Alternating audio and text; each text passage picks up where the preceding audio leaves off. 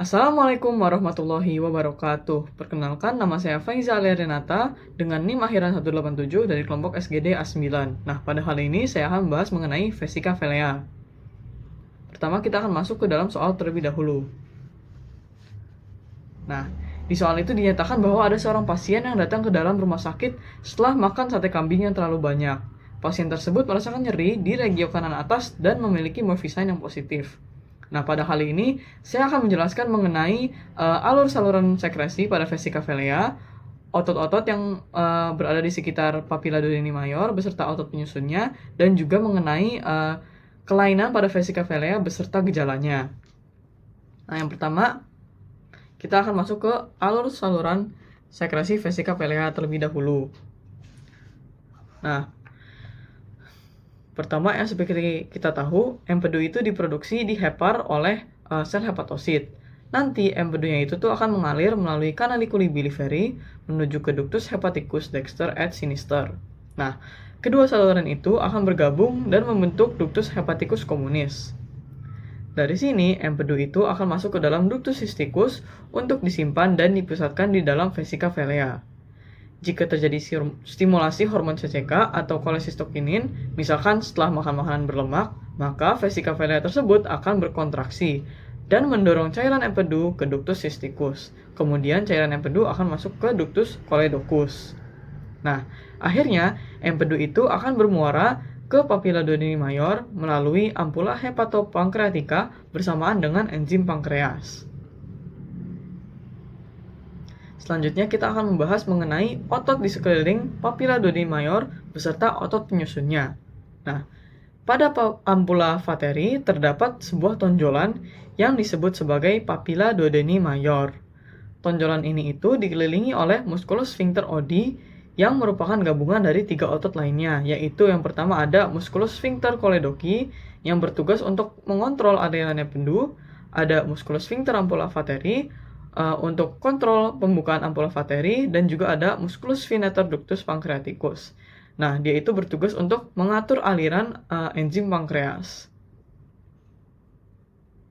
Lalu yang terakhir kita akan membahas mengenai kelainan pada vesika velea. Yang pertama ada kolesistitis, yaitu radang pada vesika velea. Di kondisi ini vesika velea itu mengalami inflamasi. Biasanya inflamasinya itu terjadi karena terjebaknya batu empedu atau gallstone di dalam kantung empedu sehingga kantungnya itu tuh membengkak. Terus yang kedua itu ada kolangitis atau radang pada ductus cysticus. Nah, peradangan ini tuh biasanya disebabkan oleh berbagai macam hal, bisa dari infeksi bakteri atau dari penyumbatan. Nah, kalau dari penyumbatan itu biasanya terjadi karena penyumbatan oleh batu empedu, tumor, atau gumpalan darah yang menghalangi aliran empedu dari hati ke usus halus. Lalu yang ketiga ada kolelithiasis atau gallstone. Nah, gallstone atau batu empedu terbentuk dari beberapa komponen. Namun yang paling dominan itu adalah kolesterol dan pigmen empedu.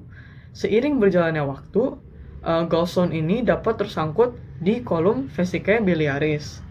Nah, gallstone tersebut akan menyumbat ductus cysticus yang dapat menyebabkan kolik biliar dan memicu kolesistitis karena penumpukan empedu sehingga kantung empedu membengkak, seperti yang pada dilihat di gambar sebelah ini. Lalu ada choledocolithiasis, di mana batu empedu atau gallstone berada di dalam ductus biliaris.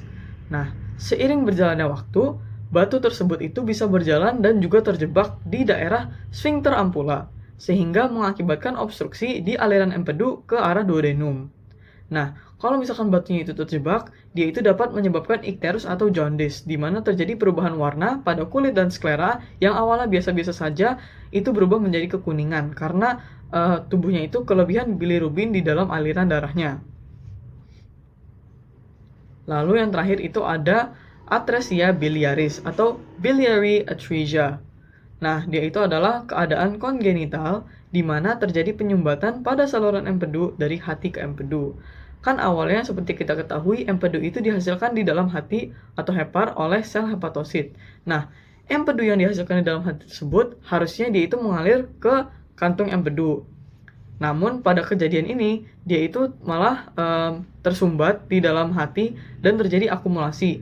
Lama-kelamaan semakin banyak yang dapat menyebabkan kelainan atresia biliaris tersebut. Nah, sekian dari pembahasan saya.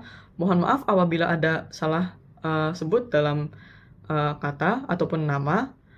Terima kasih. Wassalamualaikum warahmatullahi wabarakatuh.